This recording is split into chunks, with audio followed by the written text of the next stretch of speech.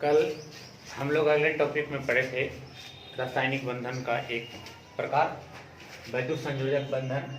तो वैद्युत संयोजक बंधन में हम कल बताए थे कि इसमें परमाणु अपने वास्तव कक्षा के इलेक्ट्रॉनों को त्याग और ग्रहण करता है। तो त्याग और ग्रहण करने के पश्चात उसमें आयन की उत्पत्ति होती है। तो आयन है क्या? तो जिस पर आवेश होगा,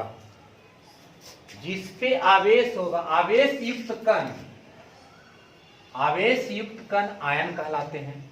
अगर त्यागता है, अगर इलेक्ट्रॉनों को त्यागता है तो वो धनायन होगा, अगर इलेक्ट्रॉनों को ग्रहण करता है तो वह ऋणायन होगा। तो उस कंडीशन में आयन दो प्रकार के होते हैं, एक है धनायन, एक पॉजिटिव चार्ज, एक निगेटिव चार्ज, ऋणायन। तो जो इलेक्ट्रॉनों को त्याग करता है वह धनायन कहलाएगा, और जो इलेक्ट्रॉनों को ग्रहण करता है वह ऋणायन कहलाएगा। जिससे सोडियम, अब हम जानते हैं कि प्रत्येक तत्व अपने बाह्यतम कक्षा में 8 इलेक्ट्रॉन रखना चाहता है और वह अपने निकटवर्ती अक्रिय गैस की तरह बनना चाहता है। अब उस कंडीशन में सोडियम का 11, सोडियम का परमाणु संख्या 11 का लिखेंगे 2 8 1। अब इसके बाह्यतम कक्षा में 1 इलेक्ट्रॉन है। तो अब बाह्यतम कक्षा में 1 इलेक्ट्रॉन है और ये चाहता है कि हम अपने बाह्यतम कक्षा में 8 इलेक्ट्रॉन रखें। तो 8 इलेक्ट्रॉन रखने के लिए अब इसको 1 इलेक्ट्रॉन को त्याग करना पड़ेगा। तो जब 1 इलेक्ट्रॉन को त्याग करना पड़ेगा तो उस पर एक आवेश आ जाएगा। तो अब इसको कहेंगे, जब ये त्याग किया है, जो इलेक्ट्रॉनों को त्याग करता है, इसका मतलब सोडियम धनायन है। अब क्लोरीन की बात करते हैं, क्लोरीन 17, तो 17 का हो जाएगा 2 8 7। ये चाहेगा कि हम अपने निकटवर्ती अक्रिय गैस की तरह बन जाएं। तो 17 किसके तरह बनना चाहेगा? आर्गन की तरह बनना चाहेगा। सोडियम किसके तरह बनना चाहेगा? तो सोडियम नियॉन की तरह बनना चाहेगा। अब आर्गन है जो 2 8 8 रखता है तो अष्टक पूरा करता है। अब इस कंडीशन में चाहेगा कि हमको कोई 1 इलेक्ट्रॉन दे, 1 इलेक्ट्रॉन को ग्रहण कर लेगा। तो जब ग्रहण कर लेगा यानी कोई देगा, तो उस कंडीशन में अब जब ग्रहण करेगा तब बन जाएगा 2 8 8। इसका मतलब है कि क्लोरीन आयन माइनस में आएगा। तो अभी इसी कंडीशन को दिखाया गया है कि Cl से बन जाएगा Cl आयन। अब इसको बैलेंस करने के लिए इसमें से 1 इलेक्ट्रॉन अगर ले ले तो ये दोनों बैलेंस हो जाएगा। उसी प्रकार सोडियम परमाणु है, ये सोडियम आयन है, ये सोडियम परमाणु है और सोडियम आयन है। अब सोडियम परमाणु और सोडियम आयन, अब इसको बैलेंस करने के लिए इसमें से 1 इलेक्ट्रॉन ले लिया गया है, वो बैलेंस है। तो बात रही कि अब आयन और परमाणु का 2 कंडीशन उत्पन्न हो जाता है। तो आयन बड़ा है कि परमाणु बड़ा है? आयन बड़ा है कि परमाणु बड़ा है? अब तो आयन 2 गो है, धनायन और ऋणायन दोनों अलग अलग है। तो अगर धनायन की बात करेगा तो सोडियम परमाणु और सोडियम आयन में, सोडियम परमाणु और सोडियम आयन में कक्षा इसमें बड़ी है, इसमें कक्षा छोटी है। क्योंकि अपने 1 इलेक्ट्रॉन को त्याग कर दिया है। और जो परमाणु होता है वह उदासीन होता है, लेकिन आयन जो होता है वह उदासीन नहीं होता है, वह आवेश युक्त होता है, चाहे वो धनायन होगा या ऋणायन होगा। परमाणु में प्रोटॉन और इलेक्ट्रॉन दोनों बराबर होते हैं। परमाणु जो होते हैं उसमें प्रोटॉन और इलेक्ट्रॉन दोनों बराबर होते हैं, लेकिन जो आयन होते हैं चाहे वो धनायन हो या ऋणायन हो, तो धनायन और ऋणायन में दोनों में प्रोटॉन और इलेक्ट्रॉन बराबर नहीं हो सकते। एक में घटता है और एक में बढ़ता है। यानी कि धनायन में इलेक्ट्रॉन क्या हो जाता है? घट जाता है, और ऋणायन में इलेक्ट्रॉन क्या हो जाता है? बढ़ जाता है। तो परमाणु याद रखिएगा, परमाणु हमेशा विद्युता उदासीन होते हैं, लेकिन आयन विद्युता उदासीन नहीं होते हैं, उस पर कोई ना कोई आवेश मौजूद होता है। तो अब इस कंडीशन से अब यही जो इलेक्ट्रॉनों को त्याग और ग्रहण किया, तो त्याग और ग्रहण करने से उसमें संयोजकता की उत्पत्ति हुई। वैद्युत संयोजकता किसी तत्व के परमाणु के आयन में परिवर्तन होने से उसके द्वारा त्याग या प्राप्त इलेक्ट्रॉनों की संख्या उस तत्व की संयोजकता कहलाती है। तो अब बताइए कि सोडियम कितना इलेक्ट्रॉन त्यागा? 1, इसकी संयोजकता 1। क्लोरीन कितना इलेक्ट्रॉन ग्रहण किया? 1, इसकी संयोजकता कितना? -1। इसकी -1 और इसकी +1। तो जो त्याग और ग्रहण है वही क्या कहलाएगा? संयोजकता कहलाती है। अब इस कंडीशन से धनायन और ऋणायन की कुछ कैरेक्टर भी हैं, विशेषता है। धनायन का क्या विशेषता है और ऋणायन का क्या विशेषता है, इसके बारे में थोड़ा सा सुन लीजिए। तो कहता है कि धनायन, जो धनायन होता है, धन आयन जो होता है, यानी कि धनायन है, तो जो धनायन होता है अपने मूल परमाणु से कम इलेक्ट्रॉन वाले। धनायन अपने परमाणु मूल इलेक्ट्रॉन से क्या होते हैं, कम इलेक्ट्रॉन वाले होते हैं। लेकिन जो ऋणायन होता है उसकी विशेषता क्या है, वो अधिक इलेक्ट्रॉन वाले होते हैं।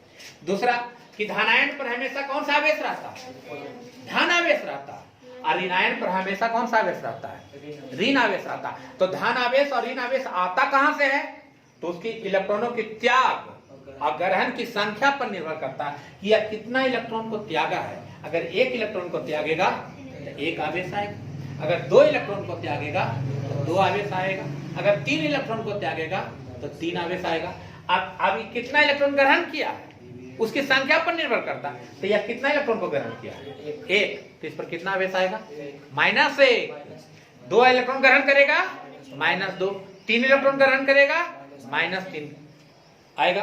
तो धनायन जो होते हैं, जो धन आवेश के होते हैं, और जो ऋणायन होते हैं, जो क्या होते हैं, ऋण आवेश के होते हैं। तो किस पर निर्भर करता है, त्याग और ग्रहण की संख्या पर निर्भर करता है कि कितना इलेक्ट्रॉन त्यागा और कितना इलेक्ट्रॉन ग्रहण किया। अब कहता है कि जो धनायन का आकार होता है, अब बताइए इसका आकार बड़ा होगा, किसका आकार बड़ा होगा, इसका आकार बड़ा होगा, किसका आकार बड़ा होगा।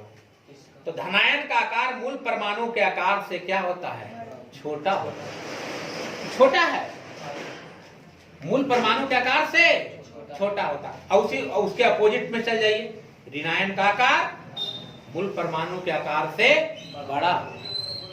क्यों बड़ा होता है, क्योंकि इसमें तो आयन कब आया, जब ये इलेक्ट्रॉन को त्याग देगा तब ना, तो त्याग दिया तो बताइए इसमें तो अब तो अच्छा हो जाएगा, दुआ। इसका आकार बड़ा होगा, किसका आकार बड़ा होगा, परमाणु का आकार बड़ा होगा। उसी प्रकार इसमें देख लीजिए कि पहले कितना था, एक इलेक्ट्रॉन को ग्रहण कर लिया, इसका आकार क्या हो जाएगा, बड़ा हो जाएगा। कहता है कि धातु परमाणु पर, धातु जितने भी परमाणु हैं, धातु के परमाणु हैं वो क्या होते हैं, धनायन होते हैं, और अधातु के परमाणु क्या होते हैं, ऋणायन। तो एक था आपका आयन। तो आयन का उत्पत्ति तो समझ में आ गया कि जितना इलेक्ट्रॉन को त्यागेगा या जितना इलेक्ट्रॉन को ग्रहण करेगा उसके आधार से धनायन और ऋणायन की उत्पत्ति होगी। और वही त्याग और ग्रहण क्या कहलाएगा, संयोजक। तो अब हम लोग पहला भेद पूर्ण रूपेण क्या पढ़ हुआ, समझ गए। अब हम लोग आएंगे कौन, वैद्युत संयोजक बंधन समाप्त हो गया। अब हम लोग पढ़ेंगे सहसंयोजक बंधन। तो देखिए सेकंड भेद सहसंयोजक बंधन, थोड़ा सा देख लीजिए वैद्युत संयोजक की विशेषता। वैद्युत संयोजक यौगिक की विशेषता में तो कहता है कि ये यौगिक धनायन ऋणायन आवेशित आयनों से बने होते हैं। वैद्युत संयोजक यौगिक में धनायन और ऋणायन मौजूद होते हैं। कहता है इसके द्रवणांक और क्वथनांक उच्च होते हैं।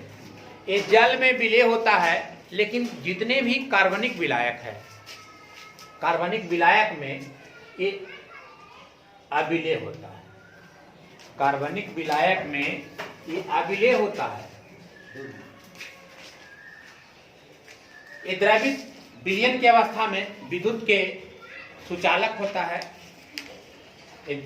जब वैद्युत संयोजक यौगिक यानी कि आयनिक यौगिक द्रवित विलयन की अवस्था में होता है तो ये विद्युत के सुचालक होते हैं, और ये जल में विलय होता है। और ये कार्बनिक विलायक, और कार्बनिक विलायक में आ गया अल्कोहल, ईथर, एसिड, कीटोन, जितने भी हैं कार्बनिक विलायक, क्लोरोफॉर्म, ऐसा उसमें क्या होता है, आयनिक यौगिक होते हैं जो अविलय होते हैं, अविलय इनसॉल्युबल, और जल में विलय होता है। ये द्रवित अवस्था में विद्युत के सुचालक होते हैं। तो ये था इसका कैरेक्टर विशेषता। अब हम लोग पढ़ेंगे सेकेंड भेद सहसंयोजक बंधन। तो कहता है कि जब दो परमाणु, चाहे वो परमाणु सदृश हो या परमाणु असदृश हो, जब समान या असमान परमाणु आपस में साझा करके, किसको साझा करता है, इलेक्ट्रॉनों को साझा करता है, किसको साझा करता है? इलेक्ट्रॉनों को साझा करके अष्टक पूरा कर लेता है। यानी कि दोनों समान परमाणु या असमान परमाणु अपने बाह्यतम कक्षा के इलेक्ट्रॉनों को साझेदारी के पश्चात दोनों अपना अष्टक को नियम को पालन कर लेता है, तो उसके बीच में बना बंधन क्या कहलाता है? सहसंयोजक बंधन। एक बात को याद रखना है, 2 पॉइंट हम नोट में लिखाए हैं, थोड़ा सा देख लीजिए कि जब तत्वों के परमाणु में सिर्फ एक ही सेल होते हैं, जैसे एक ही सेल का मतलब क्या कहने का? हाइड्रोजन। तो हाइड्रोजन का परमाणु संख्या 1, इसको लिखेंगे सेल में, इलेक्ट्रॉनिक विन्यास कितना लिखेंगे? तो इसमें कितने सेल हैं? एक ही सेल है। तो जब एक ही सेल रहता है तो ड्यूप्लेट का निर्माण करता है, उसको हम लोग ड्यूप्लेट कहते हैं। उसको क्या कहेंगे? ड्यूप्लेट। और साझेदारी में प्राप्त जो इलेक्ट्रॉन की जो संख्या होती है, जितने साझेदारी में इलेक्ट्रॉनों को संख्या को प्राप्त करेगा, शेयरिंग करेगा, उसको हम उसी संख्या को हम लोग कहते हैं सहसंयोजकता। इसमें है क्या? संयोजकता, वैद्युत संयोजकता। इसमें कहेंगे क्या? सहसंयोजकता। तो सहसंयोजकता वैद्युत संयोजकता में अंतर समझ में आ गया? वैद्युत संयोजकता में होगा कि इलेक्ट्रॉनों को त्याग और ग्रहण से जो उत्पन्न होगा उस वैद्युत संयोजकता कहलाएगा, और जो साझेदारी से उत्पन्न होगा संख्या वह कहलाएगा कौन? सहसंयोजकता। तो कहता है कि जब समान परमाणु या असमान परमाणु, सदृश या अदृश नहीं, असदृश, जब दोनों अपने बाह्यतम कक्षा के इलेक्ट्रॉनों को साझेदारी कर करके बंधन बनाएगा, शेयरिंग करके बंधन बनाएगा, तो उसको हम लोग कहेंगे कौन?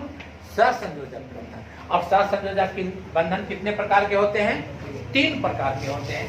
एकल सहसंयोजक बंधन, सिंगल कोवैलेंट बॉन्ड, द्विक सहसंयोजक बंधन, डबल कोवैलेंट बॉन्ड, त्रिक सहसंयोजक बंधन, ट्रिपल कोवैलेंट बॉन्ड।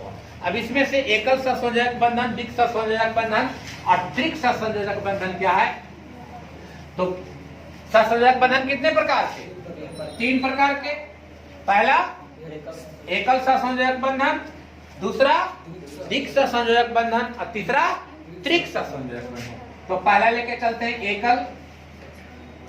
एकल सहसंयोजक बंधन।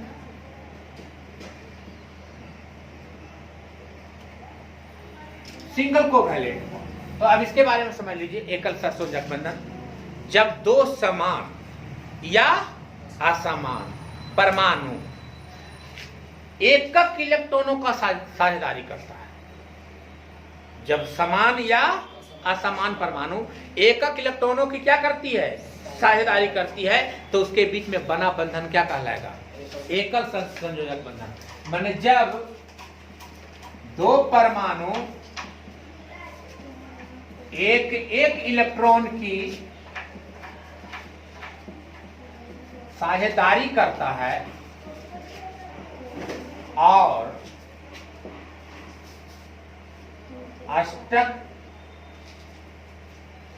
अष्टक के नियम का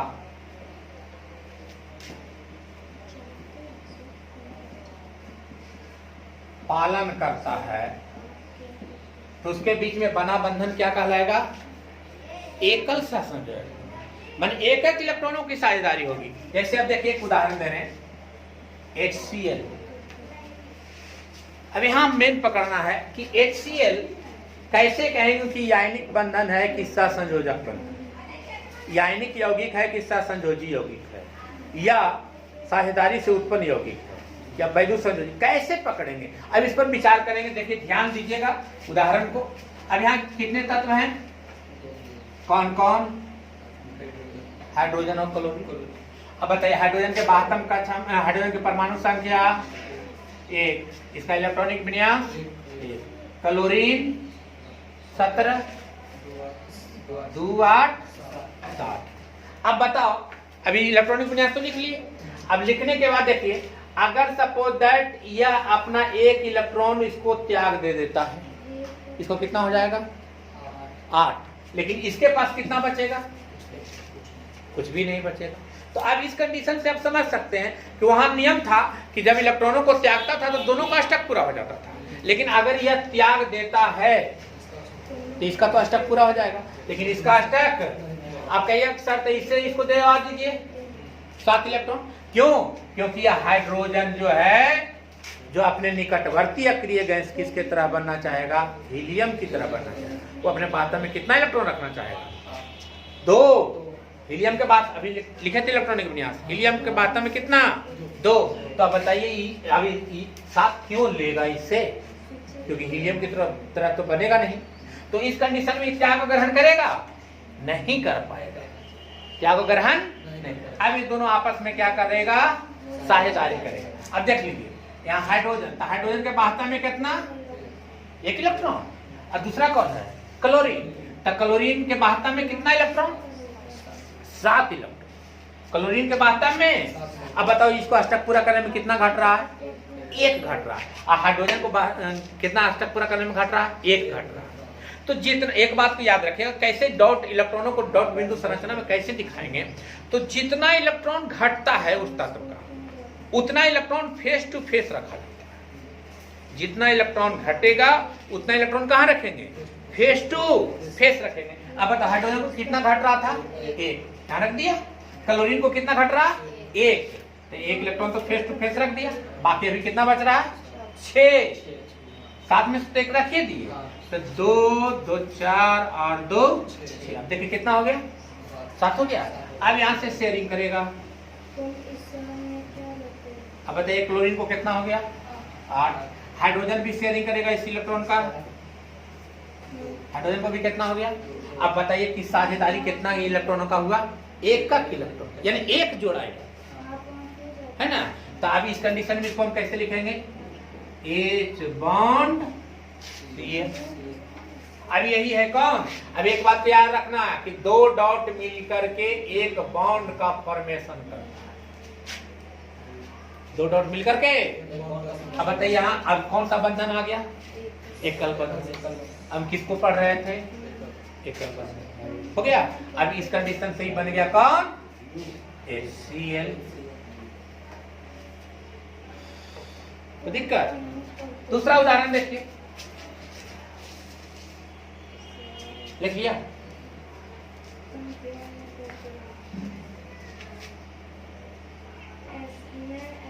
अब देखिए दूसरा उदाहरण, Cl2। Cl2 का मतलब क्या? क्लोरीन। और कौन? क्लोरीन। क्लोरीन की कितना? 17। कितना हो जाएगा? 2, 8, 7। क्लोरीन का कितना? 17, 2, 8, 7। अब बताइए इसको अष्टक पूरा करने में कितना घट रहा? इसको भी कितना घट रहा? अगर इसको 1 दे देता तो इसको कितना हो जाएगा? 8। लेकिन इसको कितना हो जाएगा? 6। तो क्या अष्टक पूरा किया?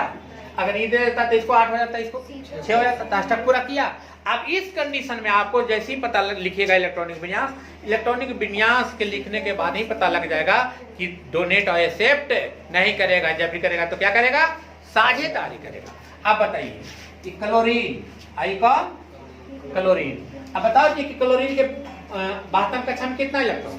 तो अष्टक पूरा करने में कितना घट रहा है? 1। तो मैं भी बताया कि जितना इलेक्ट्रॉन अष्टक पूरा करने में घटेगा उतना ही इलेक्ट्रॉन को फेस टू फेस रखना।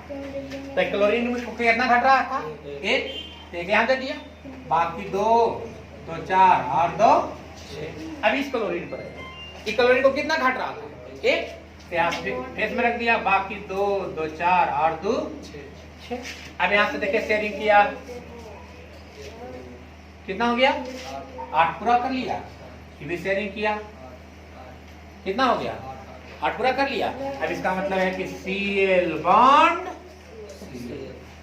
कौन सा बंधन बनाया? एकल संयोजक। अब समझ में आ गया? इस प्रकार आपको हम होमवर्क दे रहे हैं, बना के आपको देखना है।